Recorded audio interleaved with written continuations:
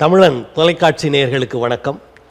அகில இந்திய மணல் லாரி உரிமையாளர் சங்கத்தின் தலைவர் திருமிகு யுவராஜ் அவர்கள் நமது அரங்கிற்கு வருகை தந்திருக்கிறார்.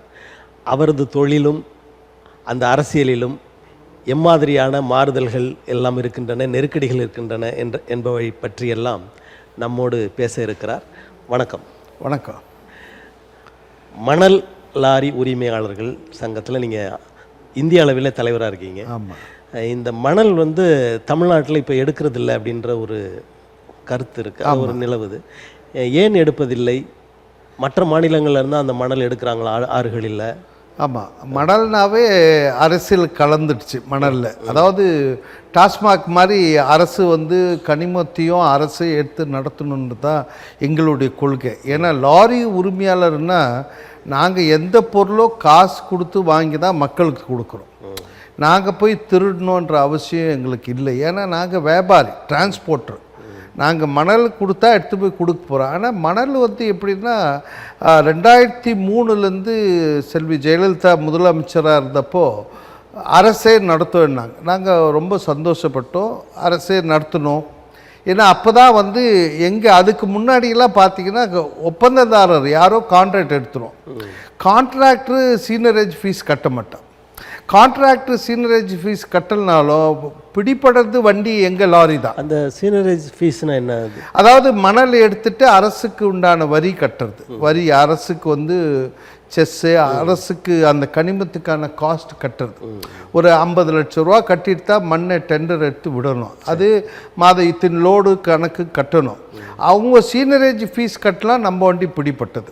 அப்போ காஞ்சிபுரத்தில் திரு இறையன்பு கலெக்டராக இருந்தப்போ வண்டி பிடிப்பட்ட உடனே கலெக்டரை போய் நான் கேட்குறேன், the seigniorage fees must be paid by the lorry owner or quarry owner கேட்டேன்.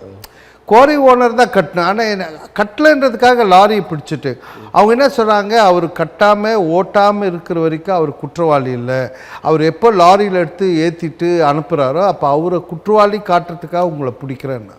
அப்போ நாங்கள் முடிவு பண்ணோம், இனிமேல் அரசு தான் கனிமத்தை விற்கணும், அரசே நேரடியாக நடத்தணும். இந்த சிக்கல் வராது. அப்போ இந்த சிக்கலே வராது. அரசு அவங்க இடத்துல இருந்தா விடுவாங்க, அவங்க மார்க் பண்ண பார்டர் தான் விடுவாங்க. இதுக்கு முன்னாடி அந்த பிரச்சனை. அதுக்கப்புறம் கொஞ்சம் ஆவாவோ 3வது நபர் தலையீடு வந்துடுச்சு. அதாவது 3வது நபர் உள்ள 3வது நபர்னா யாரு? அள்ளி போட ஒப்பந்ததாரர். இப்போ மண்ணு அரசே நாங்கள் ஏன் போடணும், நாங்கள் அள்ளி போடுறதுக்கு ஒரு கான்ட்ராக்டர் உள்ள, தி ட்ரேடர், தி லோடரா உள்ள he becomes a trader. Loader becomes a trader. அப்போ லோடரை உள்ள கூப்பிட்டு அவனை ட்ரேட் பண்ண சொல்றாங்க. அப்போ அவரு விற்கிறார். அதை எதிர்த்தோடனே அவர் என்ன பண்ணுறாரு, செகண்ட் சேலுன்னு போட்டு அவர் என்ன பண்ணுறாரு, இந்த மண்ணை எடுத்து வெளியே கொட்டிடுறார். கோர்ட்டில் ஒரு உத்தரவு வாங்குறார். என்ன வாங்குறாருன்னா, இந்த மணலில் களிமண் கிழிஞ்செல்லாம் இருக்குது, இதை நான் சுத்தம் பண்ணி தரேன்னு வாங்கி வெளியே கொட்டி வெளியே வந்தவொடனே அவரு பொருள் ஆயிடுது. அப்படி வித்தார். அதே விலைக்கு தான் விற்பார், அதை விட அதிக விலைக்கு வித்தார். அதை எதிர்த்து நீதிமன்றம் போய் தடுத்த உடனே அப்புறம் ஸ்டாக் யார்டுன்னு கொண்டாந்தாங்க. கலைஞர் பீரியடில் 2006-11 கொண்டாந்தாங்க. அதை எதிர்த்து போராடி ஸ்டாக் யார்டு எடுத்து நேரடியாக அரசு மணல் விடுன்னு சொல்லி இப்போ விடும்போதும் திருப்பி ஒப்பந்ததாரர் திருப்பி உள்ளே வந்துடும். மணலில் 3வது நபர் தலையீடு, கான்ட்ராக்டர் தப்பு செஞ்சாலும் நிறுத்தப்படுறது எங்களுடைய தொழில் தான். அதனால் நாங்கள் பாதிக்கப்படுறோம். அதை எதிர்த்து நிறைய போராட்டங்கள். நீங்கள் உங்கள் தொழிலில் 3வது நபர் வரக்கூடாதுன்னு சொல்கிறீங்க. வரக்கூடாது சொல்கிறோம். இப்போ மதுரை நீதிமன்றமும் சொல்லியிருக்கு, 38A ரூல் பிரகாரம் நீங்கள் 2003 என்ன சொன்னீங்க, அரசே மண் விற்கும் தான் இதை கொண்டாந்தீங்க. 3வது நபர் ஒப்பந்ததாரரோ லோடிங் அன்லோடிங் கான்ட்ராக்ட் இல்லாத மண் விடுங்க சொன்னோடனே இப்போ அரசு 11 மாதமாக நிறுத்தி வச்சிருக்கு. ஏன்னா ஒப்பந்ததாரர் இல்லாமல் அவங்களால பண்ண முடியாதுன்னு நிறுத்திட்டாங்க. நாங்கள் என்ன சொல்கிறோம், நிறுத்தியிருக்காங்களா இல்லை ஒப்பந்ததாரர்களாக அவர்களது ஆட்களை உள்ள வச்சு? ஆமாம், அவங்க ஆட்கள் உள்ளே வர முடியலனாலும் நிறுத்தி வச்சுருக்காங்க. நாங்கள் என்ன சொல்கிறோம், இப்போ மணல் இல்லாதனால பில்டிங் பாதிக்கப்படுது, தொழிலாளி கஷ்டப்படுறான், மக்கள் கஷ்டப்படுறாங்க, அதை சார்ந்த லாரி உரிமையாளர் கஷ்டப்படுறாங்க. மணல் இல்லைன்னா இன்னும் ஒன்று பயன்படுத்துகிறாங்கல்ல, அந்த கல்குவாரிகளில் அந்த சிமெண்ட் மாதிரி ஒன்று அது அடுத்தது வர இதை முடிச்சிடுறேன். ஆகவே இந்த நீதிமன்ற உத்தரவை நிறுத்தி வச்சு நீதிமன்ற உத்தரவை அமுல்படுத்துறது எப்படி? நீதிமன்ற உத்தரவு ஒன்று இருக்கிறதுனால 3வது நபர் கூப்பிட முடியாது, அரசு வந்து திணறி நிற்கிறாங்க. நாங்கள் என்ன சொல்கிறோம், அரசே நேரடியாக நடத்த முடியும். மண்ணை வந்து ஆற்றுலேருந்து எடுத்துகிட்டு போட பொக்லின் தேவை, அதுக்கப்புறம் லாரி தேவை, அதுக்கு ஒரு ஒப்பந்ததாரர் தேவை, அதுக்கு ஒரு ஸ்டாக் யார்டு தேவை. நீங்கள் அதை செய்ய வேண்டாம், அரசே நேரடியாக ஒரு பொக்லினை வாடகைக்கு எடுங்க, நேரடியாக ஆற்றுலேருந்து மணலை போடுங்க. அதே அரசு நினைக்கிற 1000 ரூபாய்க்கு மண் கொடுங்க.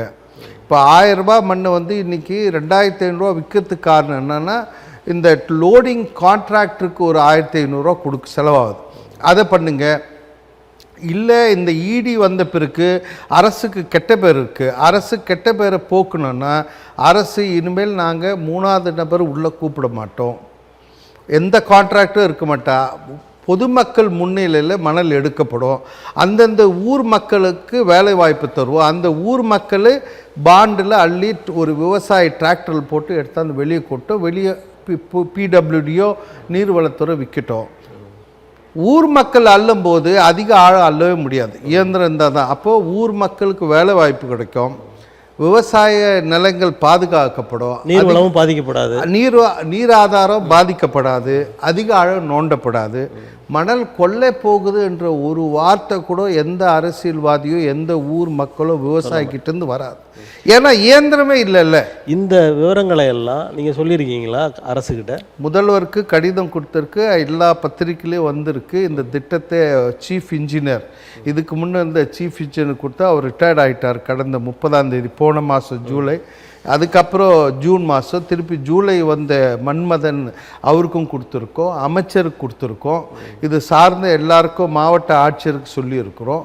இது அரசு கொள்கை திட்டம், இது வகுக்கணும்னு சொல்கிறாங்க.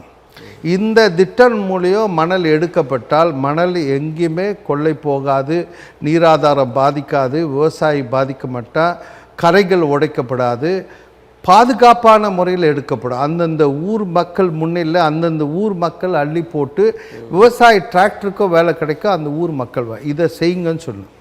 2வது வந்து கலைஞர் வீடு கட்டும் திட்டம் ஆகட்டும், இல்லை தொகுப்பு வீடுகள் கட்டுறாங்க ஏழைகளுக்கு, அந்த வீட்டு மக்களாக மண் இலவசமாக கொடுங்கன்னு. ஒரு மாவட்டத்துக்கு ஒரு 100 வீடு தான் கட்டுவாங்க, 100 லோடு கொடுங்கன்ற. ஒரு மாவட்டத்தில் 4 கோரை கூட நடக்கும், ஒரு கோரையில் ஒரு நாளைக்கு 10 லோடு இலவசமாக கொடுங்க. இப்படி அரசுக்கு இந்த ஈடினால் ஏற்பட்ட கெட்ட பேரை போக்க வேண்டும் என்றால் இந்த மாதிரி முறையில் இந்த மணல் கோரையை ஆப்ரேட் பண்ணுங்க சொல்லியிருக்கிறோம். அதிகாரிங்க கம்முன்னு இருக்காங்க. ஏன்னா 2003லேருந்து இந்த 21 வருஷமாக மணல் கொள்ளை எப்படி இருந்தது, அதிகாரிக்கு எப்படி இருந்தாங்க, அதிகாரி எப்படி யார்கிட்டயோ கொடுத்துட்டு உட்கார்ந்தாங்க, அதனால் இதை பண்ண பயப்படுறாங்க. இப்போ மாவட்ட ஆட்சியர்களுக்கு இடி நோட்டீஸ் கொடுத்த உடனே மாவட்ட ஆட்சியர் வரமாட்டேன்றாங்க. ஏன்னா மண் விற்கிறது நீ, கெட்ட பேர் எனக்கான்னு கேட்குறாரு. ஏன்னா பொதுப்பணித்துறை மணல் விற்கும்போது அதில் ஏற்படும் தவறுகளை தட்டி கேட்க அவர்களுக்கு எந்த பவரும் இல்லை. இடி பொதுப்பணித்துறை நீர்வளத்துறை இருக்கா, உரிமை இருக்கா அதை கேட்கறதுக்கு? ஈடிக்கு உரிமை இருக்கா கேட்கறதுக்கு? ஈடிக்கு உரிமை இல்லைன்னா இப்போ நீதிமன்றம் சொல்லிச்சே மணல்ல நீங்க வரத்துக்கான எந்த உரிமை இல்லை. நான் கேட்கறது ஸ்டேட் கவர்மெண்ட்லேயே ஒரு பொதுப்பணித்துறையோ ஒரு நீர்வள ஆதாரத்துறையோ மணல் விற்பனை செய்கிறார்கள் என்றால் அந்த விற்பனையில் ஏற்படக்கூடிய தவறுகளை தட்டி கேட்கவோ இல்லை அந்த தவறு செய்யும் லாரி உரிமையாளரோ இல்லை தவறு செய்யும் அந்த ஒப்பந்ததாரரையோ கேட்க வேண்டிய பவரை இவங்ககிட்ட இல்லை. எல்லாமே மாவட்ட ஆட்சியர்கிட்ட இருக்குது. மாவட்ட ஆட்சியர்கிட்ட தாசில்தார் லாரியை பறிமுதல் செய்யலாம், ஆர்டிஓ பறிமுதல் செய்யலாம், மைன்ஸ் கனிமவளத்துறை, இவ்வளோ பவர் இருக்கிற துறைக்கிட்ட இந்த மணலை கொடுக்காம இந்த பொதுப்பணித்துறையும் நீர்வளத்துறையும் இந்த மணல் விற்பனை செய்யறதுனால்தான் மாவட்ட ஆட்சியர்லாம் இன்றைக்கி முன்ன வர மாட்டான். எங்ககிட்ட கொடுங்க, நாங்கள் பண்ணுறோம், நீங்கள் பண்ணிவிட்டு எங்களை இன்றைக்கி சுப்ரீம் கோர்ட் வரைக்கும் இடி கூப்பிட்டுருக்கு. ஆகவே மாவட்ட ஆட்சியர் தயங்குறதுனால தான் இந்த மணல் விற்பனை இப்போ துவங்கப்படாமல் இருக்குது. அவர்களும் ஒப்பந்தம் கொடுக்கல, இவங்களும் எடுத்து செய்யலை. இப்போ அந்த பந்து தமிழ்நாடு அரசு கையில் தான் இருக்குது. அவங்க தான் இப்போ தமிழக அரசு தான் பண்ணோம். தமிழக அரசு இந்த திட்டத்தை மாற்றணும். அதாவது நீதிமன்ற உத்தரத்தில் இன்னொரு வேர்டு போட்டிருக்காங்க, சேஞ்ச் தி பாலிசி. அதாவது இந்த திட்டத்தை மாற்றி வேறு ஒரு புது டீம் கிட்ட கொடுத்து ஒப்பந்ததாரர் இல்லாமல் லோடிங் அன்லோடிங் இல்லாமல் நீங்களே பண்ணுங்கன்னு சொல்லியிருக்கு. இதை மாற்றத்துக்கு தான் இந்த அரசு தயங்கிட்டு இருக்காங்க. இதை மாற்ற வேண்டும், இதை மாற்றி மணல் விட வேண்டும்ன்று முதல் கோரிக்கை கொடுத்தோம். இப்போது முதல்வருடைய கவனத்துக்கு கொண்டு செல்வதில் போராட்டம் பண்ணியிருக்கோம். 30ஆம் தேதி வரைக்கும் டைம் கொடுத்துருக்கு அரசுக்கு. அப்படி இல்லை என்றால் செப்டம்பர் 2-3 தேதியில் சிங்கப்பெருமாள் கோயிலில் ஒரு மிகப்பெரிய கூட்டம் ஒருங்கிணைந்த அனைத்து சங்கம் சேர்ந்து அடுத்த கட்ட போராட்டம் கொடுத்து முடிவெடுப்போம். இப்போ நீங்கள் இந்த 11 மாத காலமாக உங்களுக்கு வேலை இல்லை, இந்த தொழிலாளர்கள்லாம் எப்படி சமாளிக்கிறாங்க? இப்போது ஒரு நாளைக்கு தமிழ்நாட்டுக்கு 20,000 to 25,000 லோடு மணல் தேவைப்பட்டது. இப்போ அனைத்துமே எம்சாண்டு மாறி போயிட்டாங்க.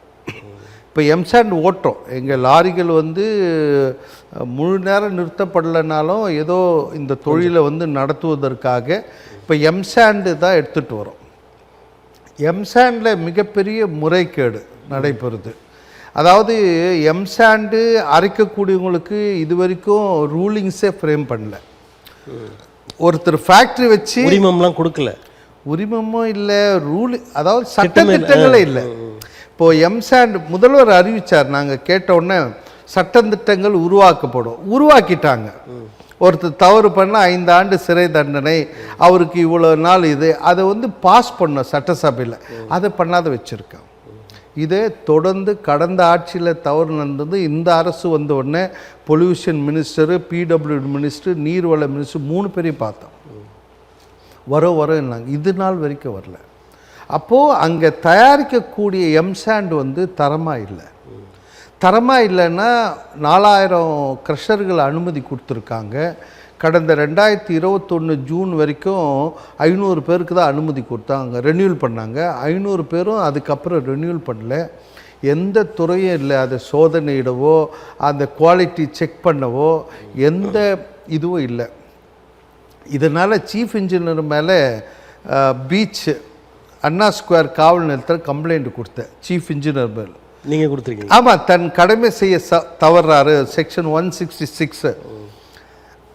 இவரால் பல உயிரிழப்புகள் ஏற்படும், இவர் மீது நடவடிக்கை எடுங்க. இவர் அனுமதியே இல்லாமல் 4000 க்ரஷர்களை ஓட விட்டுட்ருக்காரு, தடுக்க தவறாருன்னு கொடுத்தேன். இன்ஸ்பெக்டர் எடுக்கவே இல்லை. அப்புறம் ரிஜிஸ்டர் தபால் அமைச்சிருக்கேன். இது வரைக்கும் எந்த நடவடிக்கையும் இல்லை. வேறு எப்படி தடுக்கிறது? இப்போ புகார்களை வாங்கி கொண்டு உடனே எஃப்ஐஆர் போடணுன்ற மாதிரி இந்த மாதிரி புகார் போடல. இப்போ ரோடு ஆக்சிடெண்ட் ஆச்சு திருமங்கலத்தில். ஒரு அண்ணன் தங்கச்சி போகிறாங்க, கீழே விழுறாரு, பள்ளத்தில் விழுந்து பின்னாடி இருந்த தங்கச்சி இறந்துறாரு. ஸ்பாட்லேயே அவர் டிவியில் பேட்டி கொடுக்குறாரு ஹாஸ்பிட்டலில். அங்கே ரோட்டில் ஒரு பள்ளம் இருந்து எனக்கு மழை தண்ணியில் தெரியல, அந்த பள்ளத்தில் விழுந்த உடனே விழுந்துட்டா பின்னாடி லாரி ஏறிடுச்சுன்னு. நான் என்ன சொன்னேன், அந்த இன்ஜினியரும் அந்த ஏஇயும் முதல் குற்றவாளியே அதில் சேருங்க. அவர்கள் தன் கடமை செய்ய தவறாங்க, அவரால் பல உயிரிழப்பு ஏற்படுது. இந்த 304A செக்ஷனில் அவரும் ஒரு குற்றவாளியாக சேருங்கன்னு திருமங்கலம் காவல் நிலையில் மிஸ்டர் முகமது இன்ஸ்பெக்டர் கிட்ட வாங்கவே இல்லை. இப்போ ரிஜிஸ்டர் தபால் அமைச்சிருக்க 20 நாள் ஆயிருக்கு. 30 நாளைக்கு அப்புறம் நான் நீதிமன்றம் போகிறேன். இந்த ஆன்லைனில் புகார்களை கொடுக்கலான்ற ஒரு முறை இருக்குது, அது ஆன்லைன்லேயும் அமைச்சிருக்கோம். ஆன்லைனில் அமைச்சிட்டோம். இப்போ ரிஜிஸ்டர் தபால் தான் கோர்ட்டில் நம்ம கோர்ட்டுக்கு போகிறதுக்கு அதுவும் எவிடன்ஸாக உதவுது. அது எனக்கு அக்னாலஜ்மெண்ட் வந்துடுச்சு. அது மாதிரி நிறைய சில இதெல்லாம் நீதி நம்மளை நிராகரிக்கப்படுது. காவல் நிலையத்தில் கேஸ் எடுத்துக்க மாட்டான். அப்போ இந்த எம்சாண்டு உங்களுக்கு அந்த சிஎஸ்ஆர்னு வாங்கல, எஃப்ஐஆருக்கு முன்னாடி சிஎஸ்ஆர் கூட அது அப்போ கம்ப்ளைண்ட்டை ரிசீவ் பண்ணாதானே சிஎஸ்ஆர் கொடுப்பாங்க. கம்ப்ளைண்ட்டை ரிசீவ் பண்ணல, நீங்கள் இங்கே கொடுக்காதீங்க, நீங்கள் போய் பிடபிள்யூடி இது ஹைவேஸ் இன்ஜினியர் ஹைவேஸ் மேலே தான் கம்ப்ளைண்ட் தரேன், நீங்கள் இங்கே என்ன வரீங்கன்ற நீதிமன்றம் போனால் நீங்கள் நேராக இங்கே வந்துடுறீங்க, நீங்கள் காவல் நிலையத்தில் சொன்னீங்களா சொல்கிறாங்க. அப்போ காவல் நிலையம் தான் நம்மளுக்கு தகுந்த இடம். முதல்ல ஒரு குற்றம் நடக்குது, ஒரு உயிரிழப்பு நீங்கள் போய் இன்வெஸ்டிகேஷனில் போய் கொடுங்கன்றாங்க. இன்வெஸ்டிகேஷன் சொன்னால் நான் விபத்து ஏற்பட்ட லாரியும் விபத்துக்குள்ளானவங்களுக்கு தான் நான் வழக்கு போட முடியும். இன்ஜினியரு தவறு பண்ணால் ரோடு போடல, அது ஏன் வேலை, நீங்கள் காவல் நிலையம் இப்படி பந்தாடப்படுறோம். அதனால் காவல் நிலையத்தை கொடுத்து இப்போ ரிஜிஸ்டர் தபால் பண்ணோம். அதே மாதிரி தான் எம்சாண்ட் இன்றைக்கி தினம் ஒரு வீடியோ பார்க்கலாம். நேற்று கூட ஒருத்தர் போய் காங்கிரீட் போட்ட கம்பியை வலிக்கிறாரு, ஜல்லியெல்லாம் கொட்டுது. ஒருத்தர் போய் ரோட்டில் அந்த ரோடு சிமெண்ட்டு பிரிட்ஜு போட்டிருக்காரு, கையிலேயே எடுக்கிறாரு. இப்போ கேபி பார்க்கு நீங்கள் போனீங்க எவ்வளோ மோசமாக இருந்து கையிலே புடப்படுது. ஹவுசிங் போர்டு பில்டிங் போனீங்கன்னா ரெனிவேட் பண்ணுன்ற இப்போவே கிராக் ஆகிடுச்சு. கட்டிகிட்டு இருக்கிற நிலையிலே இன்னும் விற்கவே இல்லை, ஹேண்ட் ஓவரே பண்ணல. போலீஸ் குவார்ட்டர்ஸ் பார்த்தீங்கன்னா சீலிங் உழுது. அப்போ இதெல்லாமே காரணம் தரமற்ற எம்சாண்டு தான். எம்சாண்டு முறையாக ஆத்தரைஸ்டாக இருக்கிறவங்க 4000 பேரில் ஒரு 1000 பேர் கூட இருக்க மாட்டாங்க. அப்போ மீதியெல்லாம் தரமற்ற முறையில் தயாரிக்கிறாங்க. இதே நாங்கள் ஓட்டக்கூடிய நாங்களே போய் சொல்கிறோம், கம்ப்ளைண்ட் காவல் நிலையத்தில் கம்ப்ளைண்ட் கொடுத்துருக்கோம், நடவடிக்கை இல்லை. எஸ்பி கிட்ட கம்ப்ளைண்ட் கொடுத்துருக்கோம். மலைகள் உடைக்கப்படுறதில் பர்மிட்டு முறையில் போய் நாங்கள் பேசியிருக்கோம். அப்போ எஸ்பிக்கு சொல்கிறோம், நாங்கள் இந்த மலையை முறைகேடாக வெட்டி எடுக்கப்படுது, போய் பார்க்கணும், எங்களுக்கு பாதுகாப்பு கொடுனால எஸ்பி காஞ்சிபுரம் கொடுக்கல. அதாவது அங்கே போகவே முடியாது, அந்த மாதிரி நிலைமை.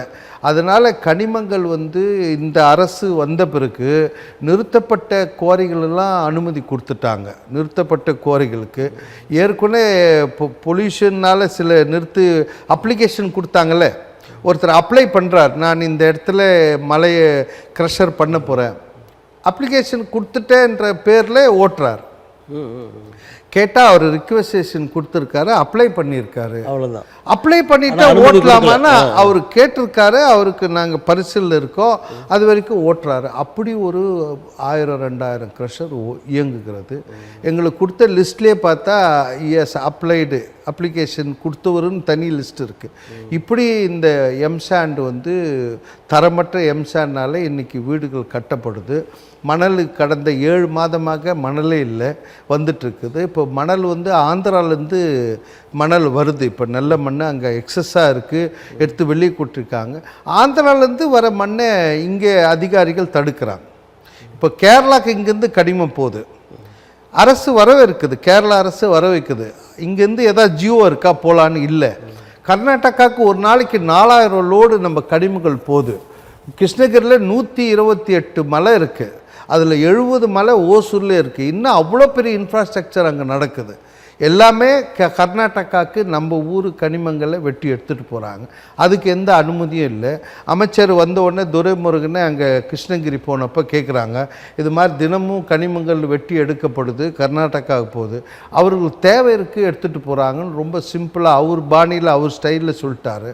நாங்கள் கேட்குறோம், எங்களுக்கு தேவை இருக்குது, ஆந்திராவிலேருந்து வருது, இங்கே உங்களால் மணலை விட முடியல 11 மாதமாக. இங்கே அப்படி மணலே விட்டாலும் திருவள்ளூர் ஆற்றுல மண் கிடையாது, காஞ்சிபுரம் ஆற்றுல மண் கிடையாது, வேலூரில் கிடையாது, செங்கல்பட்டில் கிடையாது. இந்த சூழ்நிலை எங்கள் சென்னையில் பில்டிங்கு நிறைய வேலை நடக்குது.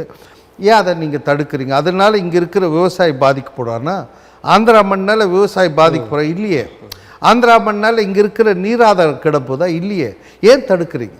மலேசியாவிலேருந்து மண்ணை ஏன் அரசு விற்கணும்? என் கேள்வி அதான்.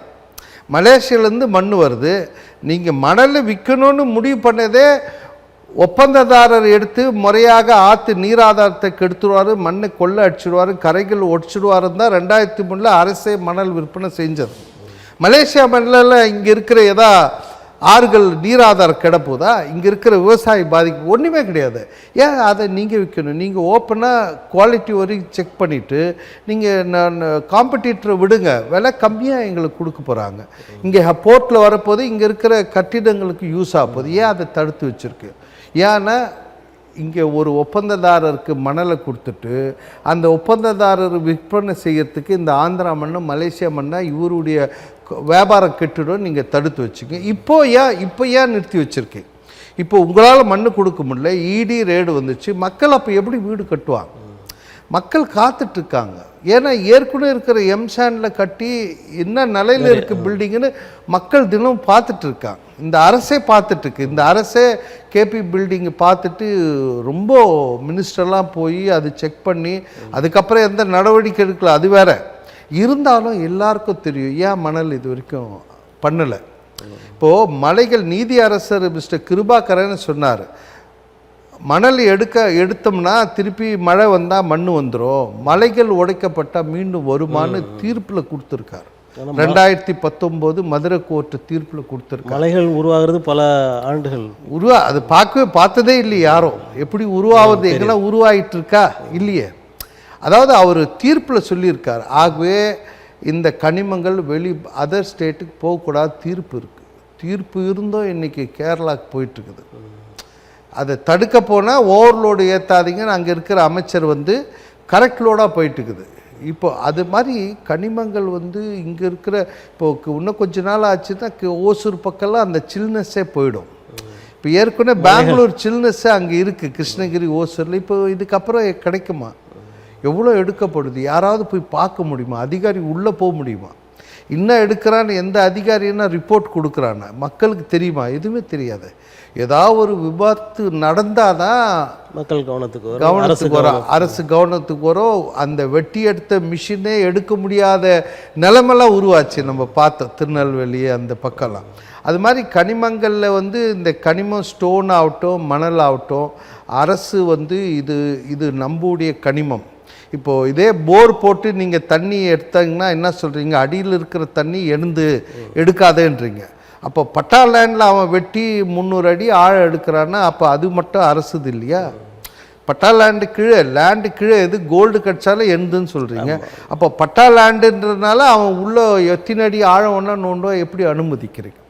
அதுதான் நான் கேட்குறோம். மணல் வந்து நான் சொல்கிற முறையில் மிஷின் இல்லாமல் ஊர் மக்களை வச்சு எடுத்தால் எல்லா ஆற்றுலேயும் மண் எடுக்கலாம். எங்கேயுமே கரை ஓரம் இருக்கிற மண் எடுக்கலாம், வர மண் எடுக்கலாம், மண் எடுத்து கொடுத்துட்ருக்கலாம். இந்த முறை ஏன் பண்ணல? ஏன் அரசு இந்த கனிமங்களுக்கு ஒரு பில் போடுறாங்க தெரியுமா? கனிமம் எடுத்து போட்டு இன்னும் கையில் தான் எழுதுகிறாங்க. கம்ப்யூட்டர் வந்து 10-15 வருஷம் ஆகுது. ஏன்னா அது மோசடிகள் பண்ண முடியாதுன்றதுக்காக அப்படி பண்ணுறாங்க. இன்னமும் கையில் எழுதுகிறாங்க.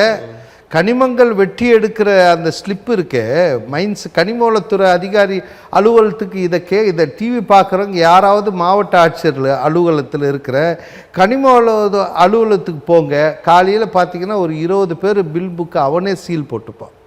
அந்த புக்கு கனிமவள வெட்டி எடுக்கிற அரசுக்கு வருவாய் வரக்கூடிய அந்த புக்கை பிரிண்ட் பண்ணதே கான்ட்ராக்டர் தான், அவன் தான். அரசு எதுவும் பண்ணல. அந்த அதிகாரி சீலை அவன் தான் எடுத்துகிட்டு வரான். எழுதுறதே அவனே, எல்லாமே அவனே தயார் பண்ணி அங்கேருந்து போகிறான். அந்த கையெழுத்து கூட அதிகாரி அந்த க்ரீன் இங்கில் அதுவும் சீல் தான்.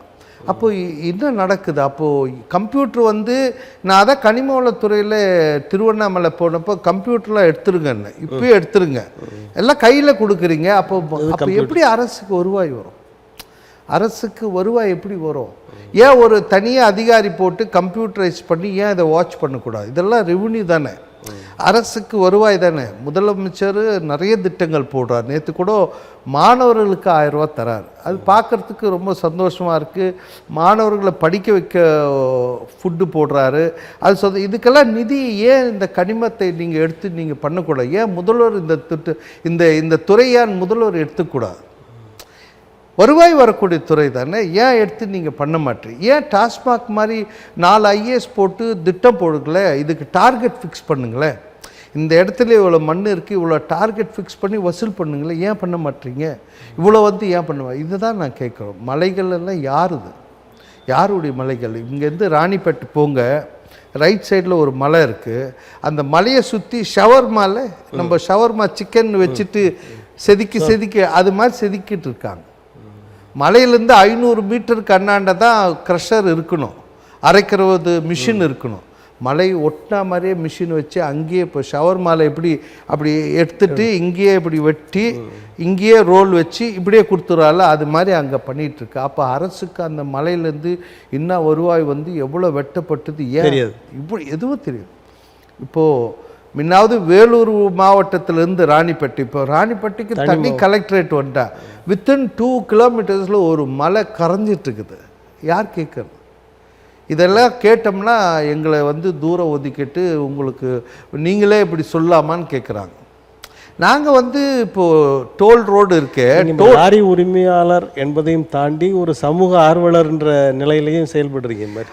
அதாவது நாங்கள் அப்படி சமூக ஆர்வலராக மாறப்பட்டோம். ஏன்னா அந்த பில் இல்லாத வரக்கூடிய வாகனங்களை பறிமுதல் செய்யும்போது எங்களை குற்றவாளியாக காட்டுறாங்க.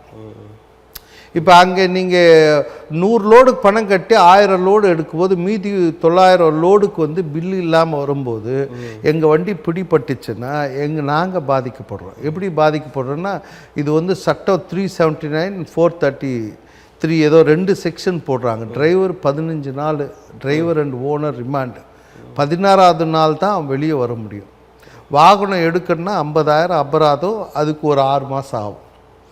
அப்போது நாங்கள் வந்து தப்பு செய்கிறது யாரோ, பாதிக்கப்படுறது நீங்கள், பாதிக்கப்படுறது நாங்கள் ஏன் எங்களுக்கு முறையாக பில்லோடு கொடுக்கல? அரசுக்கு வருவாய் வந்துடும்ல, ஏன் இதை முறைப்படுத்த மாட்டீங்கன்னு தான் நான் கேட்குறோம்.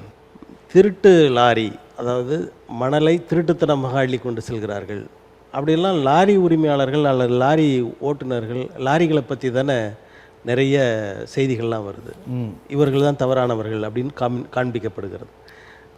எங்கேயுமே 2003க்கு அப்புறம் லாரி உரிமையாளர்கள் இந்த நீங்கள் பார்த்தீங்கன்னா இப்போ பாலாறுலாம் பார்த்தீங்கன்னா, பாலாறு இந்த பக்கம் செங்கல்பட்டில் இப்போது ஒரு மூட்டை சைக்கிள் எடுத்து போனால் கூட இப்போது நடவடிக்கை. ஒரு வாட்டி எஸ்பி கிட்ட உட்காந்துக்கிறேன், எங்கே செங்கல்பட்டு எஸ்பி கிட்ட, மூட்டையில் மண் எடுத்து போகிறான்னு பிடிச்சிட்டாங்க.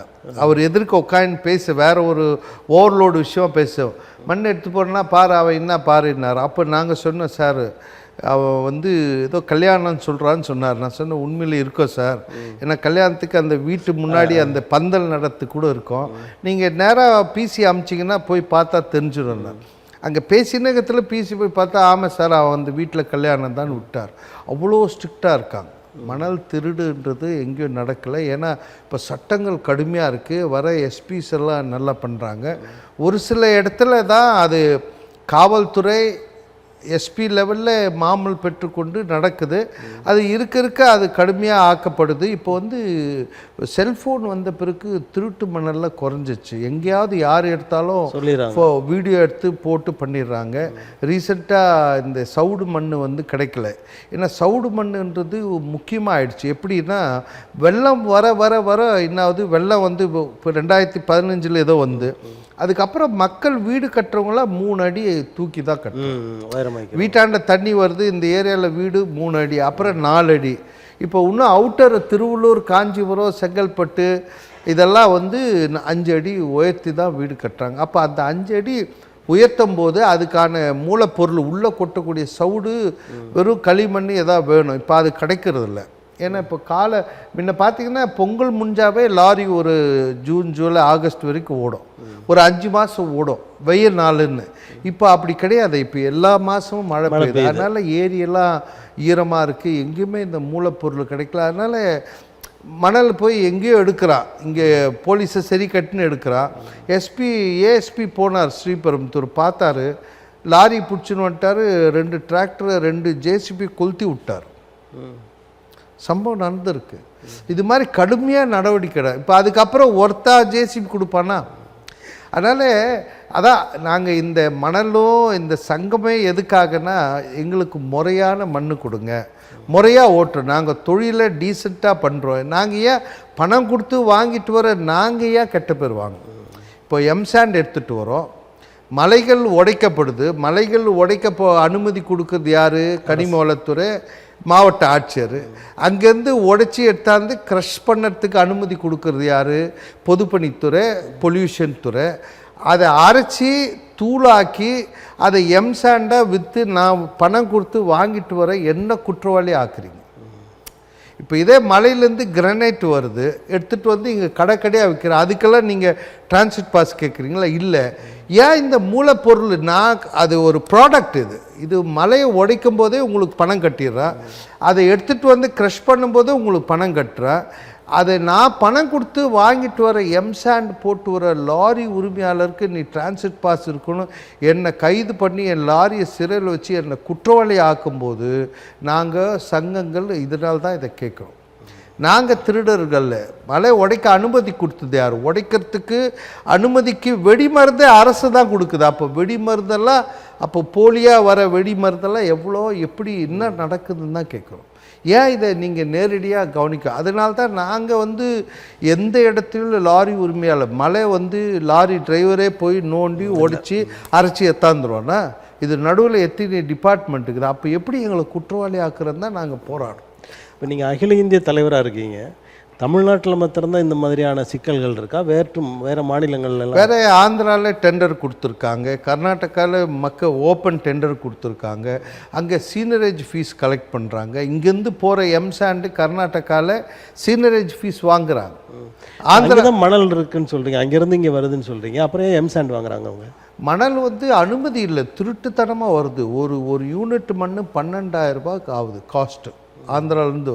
இது நேரடியாக அரசே கொடுத்தா 6,000 ரூபாய் கிடைக்கும், டபுளாக ஆகுது. இதெல்லாம் எங்கே போகுதுன்னா காவல்துறைக்கு, ரெவென்யூக்கு மாமூலாக போகுது. வழி நெடுக்கும் மாமூல் கொடுத்து சுற்றி வந்து கொடுக்குறாங்க. ஏன் இதை நேரடியாக நீங்கள் ஆந்திரா மண்ணை ஆந்திரா பார்டரில் அவங்க வண்டியில் எடுத்து கொட்டிட்டு அங்கேருந்து அந்த தாசில்தார், திருவள்ளூர் மாவட்ட தாசில்தார் கனிமத்துறை, அங்கேருந்து லோடு போட்டு சீனரேஜ் கலெக்ட் பண்ணி கொடுங்க. அதுலேயே அரசுக்கு ரெவென்யூ வரப்போகுது. ஆந்திரா மண் வந்தாலும் சீனரேஜ் எப்படி கர்நாடகா பண்ணாங்கன்ற டீட்டெயில்ஸ் நான் கொடுக்குறேன், நீங்கள் கொடுங்க. மலேசியா மண்ணை நேராக ஓப்பனாக மார்க்கெட்டில் விடுங்க. 3 கான்ட்ராக்ட் எடுத்தாந்து 3 கப்பல் 5 கப்பலில் இறக்கி மானாவரையும் விற்கட்டும். அப்போ குறைஞ்ச வெள்ள மக்கள் கிடைக்கும்ல.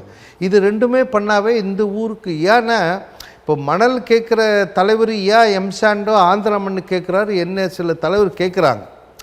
ஆந்திரா மண் நீ கேட்டால் அங்கேருந்து ஓவர்லோடாக மூட்டை பாடியில் வந்துடும், நம்ம தொழில் போயிடும். நான் அப்படி சொல்ல, அரசு அனுமதி கொடுத்தா சும்மா அனுமதி நான் கேட்ட உடனே போராட்டம் பண்ண உடனே கொடுத்துருமா? இல்லை, அரசு அதை முன்னிலைப்படுத்தி அரசு அதுக்கான சீனரேஜ் ஃபீஸ் போட்டு நீங்கள் கலெக்ட் பண்ணி கொடுங்கன்னு சொல்கிறோம். அதுதான். அதே மாதிரி மலேசியா மண் அரசு குவாலிட்டி செக் பண்ணி அனுமதி கொடுங்கன்ற. யாருன்னா விற்கட்டும், குவாலிட்டி செக் பண்ணுங்கன்னு தான் சொல்கிறோம். ஆகவே இதெல்லாம் நாங்கள் ஒரு டைரக்டர்கிட்ட போய் சொன்னோம்னா, இன்றைக்கி இந்த அரசு 6 டைரக்டர் மாற்றப்பட்டிருக்காங்க கனிம வளத்துறையில். அப்போது ஒரு டைரக்டருக்கும் நாங்கள் போய் ஐயா இது இருக்குது, இதெல்லாம் நீங்கள் பண்ணிங்கன்னா எங்களுடைய வாழ்வாதாரம் மாறும், இவ்வளோ தவறு நடக்குது, இந்த மலைகள் உடைக்கப்படுது, இங்கே பில்லு கொடுக்கல, இந்த பில்லு இல்லாதனால நான் ஏற்றிட்டு வரும்போது என்ன குற்றவாளி ஆக்குறேன் சொல்லிவிட்டு நான் அந்த மனு விசாரணைக்கு போய் திருப்பி போகும்போது வேறு அதிகாரிக்கு திருப்பி நான் போய் மனு கொடுக்குறேன், திருப்பி வேறு அதிகாரி வரேன். இது இந்த ஒரு படத்தில் சூரி நடிகர் காமெடி நடிகர் பரோட்டா கதை மாதிரி ஒரு வாட்டியே அழிச்சிட்டு எழுதுற இது மாதிரி. இது மட்டும் இல்லை, போக்குவரத்து துறை கமிஷனரும் இப்போ வந்திருக்கிறது 6வது கமிஷனர். நான் இந்த வாட்டி கமிஷனருக்கு சால்வ் போட்டு சொன்னேன், sir you must be here for 3 years or till this 1.5-2 years period இருக்கணும். ஏன்னாரு எங்கள் கோரிக்கை நிறைய இருக்குது. பார்டர் செக் போஸ்ட்டெல்லாம் 16 மாநிலத்தில் எடுத்துட்டாங்க. பார்டர் செக் போஸ்ட்டு தேவையில்லை. இப்போ கும்மிடிப்பூண்டி செக் போஸ்ட் இருக்குது, அங்கே என்ன பண்ணுறீங்க? அங்கே உலகத்தர வாய்ந்த செக் போஸ்ட்டு. எந்த வண்டிக்கு உள்ளே கிராஸ் பண்ணாலும் இடையில தெரிஞ்சிடும் எவ்வளோ இடம் வருது, ஓவர்லோடு இருக்கா, தடுக்கப்படும். அந்த இயந்திரம் பழுதாயிடுச்சுன்னு நிறுத்தி வச்சுருக்கீங்க. ஏன்னா உங்களுக்கு மாமூல் 4 கோடி ஒரு மாதத்துக்கு மாமூல் மட்டும் 4 கோடி கலெக்ஷன் ஆகுதுன்னு ஒரு அதிகாரி கொடுத்த வீடியோ இருக்குது. இப்போ ஓசூரில் பண்ணுறீங்க, என்ன பண்ணுறீங்க? அப்போ மற்ற மாநிலத்திலலாம் பார்டர் செக் போஸ்ட் எடுத்தால் நீங்கள் என்ன பண்ணுறீங்க? இங்கே இவ்வளோ தவறு நடக்குது, இவ்வளோ கலெக்ஷன் ரெவென்யூ வருதுன்றீங்க, 4 கோடி ரெவென்யூ வருதுன்னு சொல்கிறீங்க, ஆனால் மாமூல் 6 கோடி கலெக்ஷன் பண்ணுறீங்க. அதுதான் நாங்கள் தொடர்ந்து சொல்லிகிட்ருக்கோம். நீங்கள் இந்த பார்டர் செக் போஸ்ட் எடுக்கணும். அப்புறம் நிறைய எங்களுடைய மோட்டார் எஃப்சி பண்ணுறது இதெல்லாம் கேட்க போகணும். ஒரு வாட்டி அவர்கிட்ட அதே மாதிரி ஓவர்லோடு குறித்து கேட்டோம். ஆர்டிஓஸு ஷார்ட்டேஜ். ஒரு ஆர்டிஓ 3 ஆர்டிஓ பார்க்குறாரு. இப்போ பார்த்தீங்கன்னா கொளத்தூர் ஆர்டிஓ என்ன பண்ணுறாரு, ராயபுரம் ஏதோ பார்க்குறாரு, கொளத்தூர் பார்க்குறாரு. செங்கல்பட்டு ஆர்டிஓ தாம்பரம் பார்க்குற. ஒரு ஆர்டிஓ 2 இடம் பார்க்குறாரு. ஒரு நாளைக்கு 100 வண்டி எஃப்சி பார்க்குறாரு ஒரே இன்ஸ்பெக்டர். எப்படி பார்க்க முடியும்?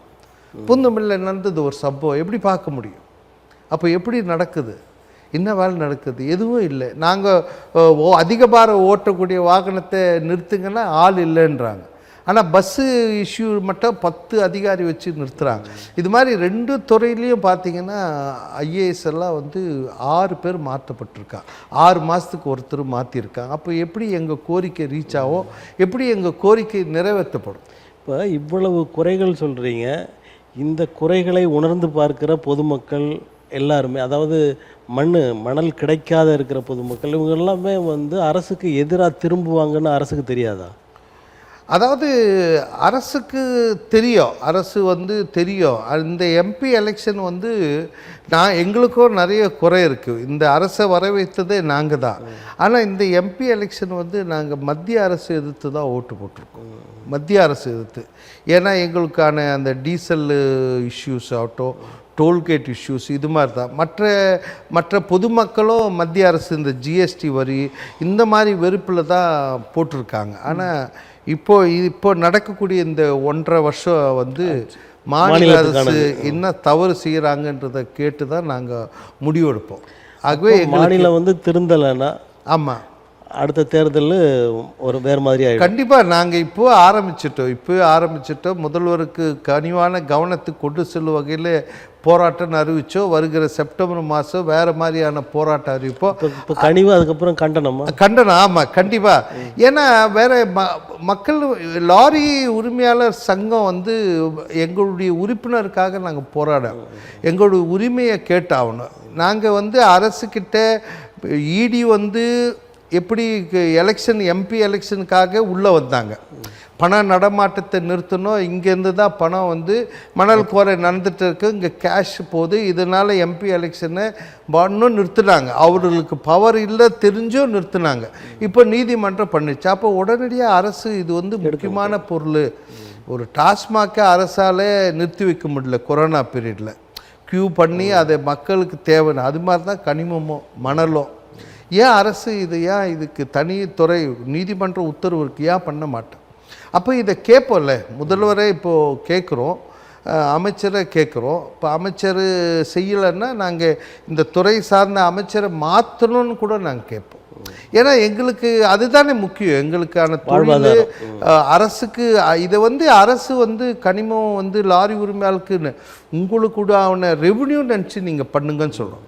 இதை கையில் எடுங்க, இப்போது எடுங்க, இந்த துறையை இப்போது உங்கள் கையில் எடுத்து இது ஒரு ரெவன்யூ துறையா, அதாவது ரெவன்யூ பண்ணுங்க. மது நாட்டுக்கும் வீட்டுக்கும் கேடுன்னு சொல்லிட்டு அதை விற்கிறத விட இதை ஆமாம், இப்போ இதே அதே தானே. இப்போ பொல்யூஷன், மலைகள் உடைக்கப்படுது. கேட்டால் வீடு கட்டணும், அது ரோடு போடணும், பில்டிங், நீங்கள் உட்காந்துக்கிற பில்டிங்கில் இப்போ இவ்வளோ சேஃபாக இருக்குன்னா அந்த மலை உடைச்சதுனால தான் சொல்கிறேன். ஒரு கனிம வளத்துறை டைரக்டரை கேட்டார், நான் உள்ளே வந்து போனோன்னு சொல்கிறாராம், நான் உட்காந்துக்கிறது மலையை உடைக்க தான், என்கிட்டே வந்து மலை உடைக்கிறாங்க மண்ணு கொடுத்தா எப்படின்னாராம் ஒரு டைரக்டர், கனிம வளத்துறை டைரக்டர். நான் என்ன கேட்குறேன், இப்போ டோல் ரோடு வந்து டோல் ரோடுக்கு எதிர்ப்பாளி கிடையாது. நாங்கள் அதில் நடக்கக்கூடிய முறைகேடை தான் நாங்கள் எதிர்த்து கேட்குறோம். காலாவதியான டோல்கேட்டை 40% கொடுன்றோம். அதே இந்த அரசு என்ன பண்ணுச்சு, மத்திய அரசு டோல்கேட்டு எதிர்த்து நாங்கள் வந்து இந்த டோல்கேட்டில் முடிந்து போன டோல்கேட்டெல்லாம் பில்ட் ஆப்ரேட். நீங்கள் அதை வந்து மொத்தமாக எடுக்க சொல்லலை, மொத்தமாக 40 விழுக்காடு வச்சுக்கோங்க. 40 மெயின்டெனன்ஸ் வேணும் இல்லை, ரோடு மெயின்டெனன்ஸு இதெல்லாம் வேணும்னு 40% தரேன்றோம். மத்திய அரசு 40% நாங்கள் கேட்டு நீதிமன்றம் குஜராத்தில் போய் ஒரு வழக்கு போட்டோன்னே அந்த சட்டத்தையே மாற்றிட்டாங்க. மத்திய அரசு எப்படி இருக்கு பாரு. அதனால தான் மத்திய அரசை கடுமையாக எதிர்க்கிறோன்னா இதெல்லாம் தான். ஒன் டைம் டோல் நாங்கள் கட்ட ரெடின்றோம், அதை ஏற்றுக்கவே இல்லை மோடி அரசு. அதாவது லாரி வாங்கும்போது வாங்கும்போது இல்லை, இப்போ கூட அரசுக்கு இதில் 20,000 கோடி வருது, 60,000 கோடி வருதுன்னா நாங்கள் மாதத்துக்கு ஒரு வருஷத்துக்கு 50,000 நேஷ்னல் பர்மிட் கட்டுறோம் ஒரு வண்டிக்குன்னு நாங்கள் திட்டம் போட்டு சொன்னோம். எப்படின்னா கொரோனா பீரியடில் 13 நாள் இலவசமாக டோல் ரோடெல்லாம் திறந்து விட்டாங்க.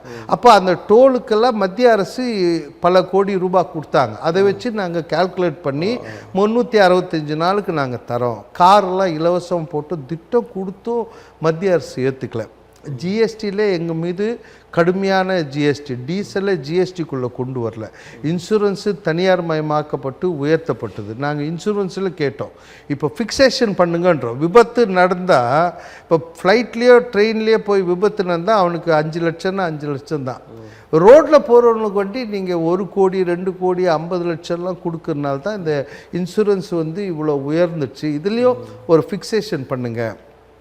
விபத்து லாரினால் விபத்து கம்மி, 2 வீலர்னால 52% ஃபேட்டில் 2 வீலர்ஸ் தான். நீங்கள் அப்படி சொல்கிறீங்க, ஆனால் பொதுமக்கள் பார்வையில் லாரிகள் வந்து வேகமாக ஓட்டுறாங்க, அதனால தான் நிறைய பாதிப்புகள்.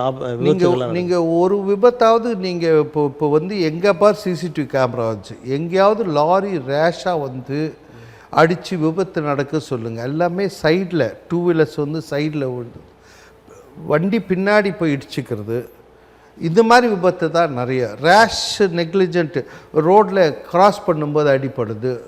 ரேஷு ஆக்சிடெண்ட்டு இப்போ இல்லை. அதாவது ரோடு முன்ன சின்னதாக இருக்கும்போது விபத்து வந்து அதிகம், உயிரிழப்பு கம்மி. இப்போ ரோடு பெருசானோடனே விபத்து குறைவு, உயிரிழப்பு அதிகம். ஏன்னா மற்ற வண்டிங்க ஃபாஸ்ட்டாக வந்து ஒரு காரு அடிச்சிச்சுன்னா லாரியில் பேக்கில் போய் 5 பேர் 6 பேர் இருக்கு. லாரி வந்து 1 2 தான் லெவல் இந்த பக்கம்தான் அந்த பக்கம் போயிடுவான் ஏதாவது பைக்கு. மற்றபடி ஃபாஸ்ட்டாக ஓட வண்டி இல்லை. ஏன்னா இப்போ லாரிங்கெல்லாம் வந்து சக்கரங்கள் அதிகம் ஆயிடுச்சு. முன்ன 6 சக்கர வண்டி 100 கிலோமீட்டர் ஓடும், 10 சக்கரம் 80க்குள்ளே ஓடும், 79. 12 சக்கரம் வந்தவொடனே அவன் 60 தான் ஓட்டும், 16 சக்கரம் வந்தவொடனே 50 தான் ஸ்பீடு ஓட்ட முடியும். இப்போ சக்கரங்கள் அதிகம் ஆகவே ஸ்பீடு குறைஞ்சிடுச்சு. ஏன்னா சக்கரங்கள் அதிகம் ஆனவுடனே அந்த வண்டிக்கு பாரம் அதிகம் ஆயிடுச்சு. அந்த மாதிரி ஆயிடுனால லாரினால விபத்து இல்லை, டோல் ரோட்டில் தான் 60% விபத்து டோல் ரோட்டில் நடக்குதுன்னு போக்குவரத்து ஆணையர் சொல்கிறார். விபத்தில் நிறைய ஃபேட்டல் பார்த்திங்கன்னா 2 வீலர்ஸ் தான் அதிகம், அடுத்தது கார், அப்புறம் தான் லாரி வருது. ஆகவே ஏன்னா இந்த ஓவர்லோடு விஷயமாக கமிஷனர்கிட்ட பேசும்போது கமிஷனர் சொல்கிறாரு, இப்போ ஓவர்லோடுனால விபத்து இல்லைன்னு சொன்னார். யார்? மிஸ்டர் நிர்மல் ராஜ், ஒரு கமிஷனர், டிரான்ஸ்போர்ட் கமிஷனர். அது அப்படி சொல்கிறாரு, இதனால் விபத்து இல்லை அப்படின்னு சொல்கிறாங்க. இப்படி எல்லா அதிகாரிக ஐஏஎஸ் சொல்லி தான் வருது. அதாவது ஒட்டுமொத்தமாக இதை பார்க்க போனால் படித்த அதிகாரிகள் ஐஏஎஸ் தான் தவறே செய்கிறாங்க. அவரு தான் திட்டம் போடுறாங்க. மினிஸ்டருக்கு பச்சை இங்கில் கையெழுத்து போட முடியுமா? ஒரு திட்டத்தில் ரெவன்யூ எடுக்கிறது யார் எடுக்கிறது? ஒரு ஐஏஎஸ் தான். ஐஏஎஸ்கள் திருந்த வேண்டும் தான் நான் கடுமையாக சொல்கிறேன். இப்போ அதிகாரிகள் வந்து அரசியல்வாதிகளால், அது வந்து அமைச்சர்களால் அவங்க வந்து இந்த மாதிரியான சூழ்நிலைக்கு தள்ளப்படுகிறார்கள் அப்படின்ற ஒரு அரசியல்வாதிகளால் அதிகாரிக்கு தள்ளப்படுறாங்கல்ல. அப்போ அதிகாரிக்கு எத்தனை அதிகாரி கேஸில் வந்திருக்காங்க? அமைச்சருக்கு தான் கேஸில் வராங்க. அந்த துறை அதிகாரிகளும் அந்த வழக்கில் வரணும்னு நான் சொல்கிறேன். ஏன்னா இப்போது பொல்யூஷன் டிபார்ட்மெண்ட்டு போய் கேட்டால் எப்படி அனுமதி கொடுத்தீங்க? பொல்யூஷனுக்கு என்ன வேலை? அங்கே சுற்றி இருக்கிற மக்களுக்கு பொல்யூட்டாவதாக பார்க்கணும். ஆனால் நீ வந்து அரைக்கிறதுக்கு அனுமதியை கொடுக்குற. பொதுப்பணித்துறை போட்டால் நான் இல்லை, அவர் அனுமதி கொடுத்தார். காவல்துறை போய் கேட்குறேன், என்னங்க அதை நிறுத்துங்க, அங்கே மோசமான கனிமங்கள் அரைக்கப்பட்டுன்னா, இல்லை அவர் இபி கரண்ட் வாங்கியிருக்காரு என்றார். நான் போய் அவர் யாருமே அதில் வரல. மாவட்ட ஆட்சியரை கேட்டால் நீங்கள் போய் கனிம வளத்துறை கேட்டால் பொல்யூஷன். அதனால் எல்லாரும் சேர்ந்து தான் தவறு செய்கிறாங்க. எல்லா இடத்துலையும் கனிம வளத்துறையில் ஒரு ஐஏஎஸ் இருக்கார், மாவட்ட ஆட்சியர் ஐஏஎஸ், ஐபிஎஸ் எஸ்பி, பொல்யூஷனில் போனால் ஒரு ஐஏஎஸ். எல்லாம் படித்த அதிகாரிகள் தான் தவறு செய்கிறாங்க எல்லா இடத்துலையும் அதிகாரிகள். ஆகவே நாங்கள் வந்து இப்போ ரோடு சரியில்லைன்னு போய் ப்ராஜெக்ட் டைரக்டர் மேலே கம்ப்ளைண்ட் கொடுக்குறோம், அரசு அதிகாரி மீது. அவர் சரியாக ரோடு போடாதனால தான் இந்த விபத்து நடக்குது. ஏன் ரோடை விரிவாக? ஆகவே மக்கள் வந்து இப்போ மாற்றம் எப்படி வரணும்னா, அதிகாரிகள் மீது அதிகாரிகளை குற்றச்சாட்டில் உடனடியாக பண்ணணும். ஏன் நீங்கள் வந்து கம்ப்யூட்டரைஸ் பில்லு போடலன்னு அதிகாரியை டார்கெட் பண்ணணும், மாவட்ட ஆட்சியர் டார்கெட் பண்ணணும். காவல்துறையும் அதே தான், படித்த அதிகாரி. காவல்துறை இப்போ ஓவர்லோடில் நிறைய மாமூல் வசூல் செய்யப்படுது. குற்றங்கள் எப்படி வருதுன்னா, அந்த குற்றத்துக்கு தண்டனை அதிகம் ஆவாவோ அதிகாரியுடைய மாமூல் அதிகம் ஆயிடுச்சு.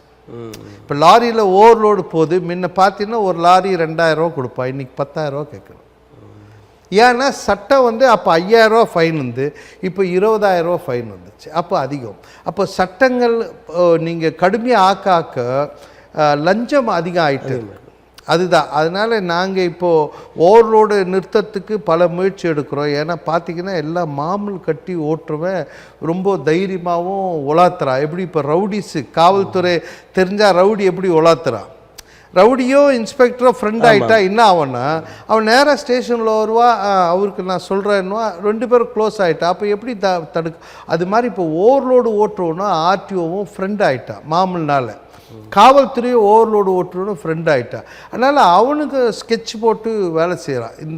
இந்த வண்டி நம்ம சைட்டுக்கு வருது, இந்த வண்டி அதிக பாரம் இவன் மாமூலில் கட்டலாம், அவனை பிடிச்சி போடு 60,000 70,000 ஃபைன். அப்போது இந்த மாமூல் இது மாதிரி ஆச்சு. நாங்கள் அதுதான் இப்போ ஓப்பனாக எந்த அதிகாரிக்கு எவ்வளோ பணம் வேணும், யார் யாருக்கு எவ்வளோ கொடுக்கணும், நாங்களே ஒரு கவுண்டர் போட்டு இனிமேல் எல்லாருக்கும் பிரித்து கொடுத்துட போகிறோம். வேற அரசு நடவடிக்கை எடுக்க சொல்லி அமைச்சருக்கு சொன்னோம், லஞ்சத்தை அதிகாரப்பூர்வமாக. ஆமாம், நாங்கள் அது ஸ்க்ரீன் போட்டு அதெல்லாம் இந்த 1.5 வருஷத்தில் இப்போ எல்லாம் பண்ண போகிறோம். ஏன்னா அமைச்சர்கிட்ட போய் இது மாதிரி ஓவர்லோடு போது தடுங்கன்னு சொன்னால் அந்த ஓவர்லோடு ஓட்டக்கூடிய கான்ட்ராக்டுக்காரர் கூட உட்காந்து பேசுகிறாரு. எப்படி இந்த ஆன்லைன் ரம்மிக்கு தமிழக அரசு ஒரு தீர்மானம் போட்டு ஆன்லைன் ரம்மியை நிறுத்தணும், கவர்னருக்கு மனு அனுப்புது. ஆனால் கவர்னர் ஆன்லைன் ரம்மி நடத்துகிறவங்க கூட பேச்சுவார்த்தை பண்ணுறாரு. அது மாதிரி நடக்குது. ஆகவே வருங்காலங்களில் நாங்கள் எங்களுடைய போராட்டங்களை தீவிரப்படுத்த போகிறோம். தீவிரப்படுத்துறதுல அரசு அதிகாரிகள் மீதும் அதிகாரிகளை டார்கெட் பண்ணி இந்த மாதிரி ஆன்லைனில் நீங்கள் முறையாக பண்ணலைன்னு சொல்லி அந்த மாதிரி கம்ப்ளைண்ட்ஸ் எடுத்துக்கு தான் நாங்கள் பண்ண போகிறோம். தவறு செய்த அதிகாரிகள் தெரிந்து உடனே என்ன பண்ணுறாங்க, அதை அவங்க இடமாற்றம் அப்படின்றது மட்டும் பண்ணுறாங்க. அது பண்ணால் மட்டும் போதுமா? இடம் மாற்றம்னா ஆமாம், இப்போ அதிகாரிகளை டக்குன்னு வேறு நம்ம கம்ப்ளைண்ட் பண்ண உடனே அவர் அங்கேருந்து மாற்றிடுறாங்க, அவ்வளோதான். ஆனால் வேறு ஒரு தண்டனையும் கொடுக்கறதில்ல அவங்களுக்கு. ஆமாம், அவர் போய் அங்கேயும் அதே பொறுப்பில் அதான் அதிகாரிக்கு சொல்லுறது. அதான் நீ என்னை மாற்றின்னா என்னை இங்கேருந்து தான் மாற்ற முடியும், ஆனால் நான் போய் அங்கே அதே வேலை தான் செய்வேன்றேன். இப்போ இந்த தண்டனை சட்டங்களையும் மாற்றணும். ஆமாம், சட்டங்களும் மாற்றணும், அதிகாரிகளை கொண்டு வரணும்னு தான் நினைக்கிறேன். அதிகாரிகளுக்கு அந்த பயம் இல்லை. இப்போது கனிமவளத்துறையில் மலைகள் உடைக்கப்படுது, மலைகள் கேரளாக்கெல்லாம் போகக்கூடாது, கேரளாக்கெல்லாம் போயிட்டே இருக்குது. இவ்வளோ அதிகாரிக்கு ஏன் அதை நிறுத்த மாட்டாங்க, ஏன் அவ்வளோ அரசியல்வாதிக்கு பயப்படுறாங்க? ஆக அதிகாரிக்கு மீது டார்கெட் பண்ணி அதிகாரிகளை இந்த வழக்கில் கொண்டு வரத்துக்கு போகணும். அதாவது ஒட்டுமொத்தமாக தைரியம் உள்ளவங்ககிட்ட பணம் இல்லை, நீதிமன்றம் போவோம், பணம் உள்ளவங்ககிட்ட தைரியம் இல்லை, அவன் போய் தடுக்கிறது. பணம் இருக்குது, கேஸ் போட்டு அதை நிறுத்தலாம், நம்மளுக்கே அந்த வேலைன்னு விட்டுறான். இப்போது நீங்கள் பார்த்தீங்கன்னா இப்போ டீசல் விலை குறைக்கவே இல்லை. இந்த அரசு 4 ரூபா குறைக்கிறதுன்னு குறைக்கல. கர்நாடகாவில் 7 ரூபா கம்மி, பாண்டிச்சேரியில் 9 ரூபா கம்மி, தமிழ்நாட்டில் அதிகம். இது ஏன் கேட்கல? ஏன்னா லாரி உரிமையாளர் சங்கங்களே ஒரு மேக்சிமம் ஒரு 50% சங்கங்கள் பெட்ரோல் பங்க் நடத்துகிறாங்க. அதனால் அவர்கள் கேட்க முன் வரும். இப்போ எங்ககிட்ட பெட்ரோல் பங்க் இல்லை, நாங்கள் இதை எதிர்த்து குரல் கொடுக்குறோம், ரீச் ஆகலை. இப்போ டோல்கேட் எதிர்த்து நிறைய சங்கங்கள் பெட்ரோல் பங்க் வச்சு வசதியாக கோடிக்கணக்கான ரூபா இருக்குது. ஆனால் அவர்கள் நீதிமன்றம் செலவு பண்ணி இந்த மாதிரி முறைகேடான டோல்கேட்டு, காலாவதிய டோல்கேட்டு எடுக்க முன் வர மாட்டோம். இப்போ எங்கள் மாதிரி சங்கங்கள் ரோட்டில் குரல் கொடுத்து போராட முடியும், கம்யூனிஸ்ட் மாதிரி குரல் கொடுக்க முடியும். இப்பொழுது 2022 வந்த ஒரு ஸ்டேட்மெண்ட்டை வச்சு இப்போ போய் 50% கேட்டு சண்டை போட்டு வாங்குகிறோம்.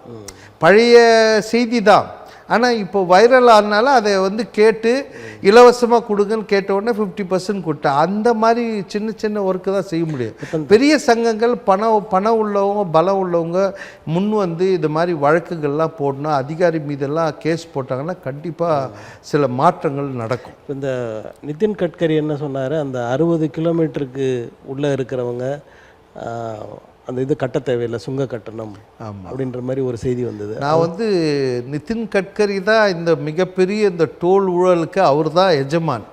ஏன்னா நிதின் கட்கரி 10 ஆண்டுக்கு முன்னே இந்த ஆட்சிக்கு வரத்துக்கு முன்னாடி மும்பையில் அவர் ஒரு டோல் கம்பெனி நடத்திட்டு இருந்தவர், அவர்கிட்டே டோல் வந்துடுச்சு.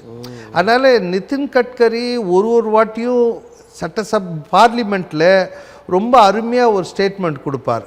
60 கிலோமீட்டருக்குள்ளே இருக்கிற டோல்கேட்டெல்லாம் நீக்கப்படும் இன்று 3 மாதம் சொல்லுவார். அதே மாதிரி திருப்பி அடுத்த பார்லிமெண்ட் கூட்டில் சொன்னார், டவுனு பஞ்சாயத்தில் இருக்கிற டோல்லாம் இன்னும் 3 மாதத்தில் எடுக்கப்படும் சொல்லுவார். இப்போ என்ன சொல்கிறாரு, வானகரம் டு வாலாஜா ரோடு இன்னும் 3 மாதத்தில் முடிவடை. இப்படி 3 மாதம் தவிர அவருக்கு வேறு எதுவும் தெரியாது. 3 மாதம் நிதின் கட்கரி அவர் பேர். அவர் வந்து சும்மா ஸ்டேட்மெண்ட் கொடுப்பார், இந்த பறக்கும் ரயில் திட்டம் வந்துடும் 3 மாதம் வந்துடும் சொல்லித்தான் இருப்பார். அவர் வந்து சொல்கிறது எதையும் நடைமுறைப்படுத்துதில்லை. இப்போது அவர் ஸ்டேட்மெண்ட் வந்து என்ன சொல்லியிருக்காருன்னா, நீங்கள் ஆதார் கார்டு காட்டி போங்க அப்படின்னு சொல்லி, அதாவது 60 கிலோமீட்டர் டோல் ரோட்டில் இருக்கக்கூடியங்க, அது பக்கத்தில் இருக்கக்கூடிய வில்லேஜஸ், அந்த மாவட்டத்தில் இருக்கிறவங்க நீங்கள் டோல் ரோடுக்கு நீங்கள் யூஸ் பண்ணலாம் அப்படின்னு சொல்லுங்க. அதுக்கு சட்டத்தில் என்ன சொல்லுதுன்னா, இவர்களுக்கு இலவசம் கிடையாது, 50% கொடுக்கலாம். அதே மாதிரி public car, private white board வச்சுங்களுக்கு பாஸ் கொடுக்க சொல்லி ஒரு ரூல் போட்டிருக்கு. அதனால் இப்போ ஒரு சுங்கசாவடியிலே நாங்கள் போய் உங்களுடைய அக்ரிமெண்ட் காப்பி கொடுங்கன்னு கேட்குறோம். அந்த அக்ரிமெண்ட் காப்பியை ஆன்லைனில் எடுத்தோம்னா அதில் எல்லாமே வருது. அதை பார்த்து அந்தந்த மாவட்டத்தில் அந்தந்த டோல் ரோட்டில் இலவசம் வாங்க சொல்லிகிட்ருக்கோம். இப்போ மதுரவாயில் வானகத்தில் கொடுத்தாங்க, இப்போ சூரப்பட்டில் கொடுத்தாங்க, ஸ்ரீபெரும்புத்தூரில் கொடுக்குறாங்க, இப்போ பள்ளிக்கொண்டாவில் கொடுக்கலன்னு சொன்னாங்க. ஆகவே அங்கே இருக்கிற அக்ரிமெண்ட் காப்பி கேட்டிருக்கோம், அவங்களுடைய ஒப்பந்தம். அதை வச்சு இனிமேல் எல்லா அங்கங்கே இருக்கிற சங்கங்கள் அந்தந்த சுங்கசாவடியில் போய் உங்களுக்கான உரிமையை கேளுங்கன்னு சொல்லியிருக்கோம். நிதின் கட்கரி பழைய வீடியோ இருந்தாலும் இப்போ அது எங்களுக்கு 50% சலுகை கிடைக்கிறதுக்கு உதவுது. அது வரைக்கும் ஒரு சின்ன நன்மை கிடச்சிருக்கு. மாநில அரசும் சரி, ஒன்றிய அரசும் சரி, உங்களது வாழ்வாதாரத்தின் மேல் கவனம் செலுத்தாமல் இருக்கின்றன என்ற ஒரு கருத்தை நான் எடுத்துக்கொள்கிறேன். அது சரிதானா? எங்கள் மீதுன்னா, அதாவது எங்கள் கோரிக்கை நிறைய இருக்குது. எங்கள் கோரிக்கை ஏற்கப்படவில்லை. டிஎஸ்எல் வேலையை ஜிஎஸ்டியில் கொண்டு வர சொன்னோம். இன்சூரன்ஸு தனியாரில் அரசு நட்டு சொல்கிறோம், ஃபிக்ஸேஷன் பண்ண சொல்கிறோம். அதே மாதிரி இந்த ஜிஎஸ்டி அப்போ நீங்கள் வைக்கிற கோரிக்கையெல்லாம் அவங்க வந்து நிராகரிக்கப்படுது. ஆனால் மத்திய அரசு சில மாநிலங்களுக்கு கேட்குது. சில மத்திய அரசு ஆளக்கூடிய மாநிலங்களில் பார்டர் செக் போஸ்ட்லாம் எடுத்துட்டாங்க. ஆனால் சில இப்போ கர்நாடகா, இங்கே சில இடத்துல எல்லாம் பார்டர் செக் போஸ்ட் எடுக்கல. அதை ஏன் நிறைவேற்றவில்லை? இப்போ மாநில அரசே மத்திய அரசுக்கு கடிதம் கொடுக்குது. தமிழகத்தில் உள்ள 32 சுங்கசாவடிகள் காலாவதி ஆச்சுன்னு 2 ஆண்டுக்கு முன்பு மத்திய மந்திரி கிட்ட லெட்டர் கொடுத்து இது வரைக்கும் நடவடிக்கை. அப்போது மாநில அரசு மத்திய அரசு கிட்ட ஒரு கோரிக்கை வச்சு நிறைவேற்றலைன்னா நீ ஜேசிபியோட போவாங்க. மாநில அரசு உங்கள் எம்எல்ஏ எம்பி போய் நீங்கள் நடவடிக்கை எடுங்க. உங்கள் ஸ்டேட்டு உள்ள நீங்கள் காலாவதி ஆயிடுச்சுன்றீங்க, முறைகேடாக நடக்குதுன்றீங்க. அப்போ நீங்கள் நடவடிக்கை உங்களாலே எடுக்க முடியல. அப்போது நாங்கள் அரசு சில திட்டங்களை செய்யும்போது எதிர்த்து எப்படி நாங்கள் இதே மாதிரி தான் அரசே, மாநில அரசே மத்திய அரசை எதிர்த்து போராடிக்கிட்டு இருக்குது. அப்போ நாங்கள் மாநில இப்போ 2 பேருமே வந்து நிறைய இடத்துல இது வந்து முக்கியமான, இது எவ்வளோ பெரிய தொழில். விவசாயிக்கு அடுத்தது பில்டிங் இருந்தால் தான் அது சார்ந்தவங்க ஒர்க் பண்ண முடியும்.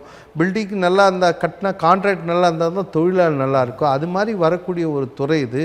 ஏன் இந்த போக்குவரத்து துறையே இப்படி பண்ணுறாங்க?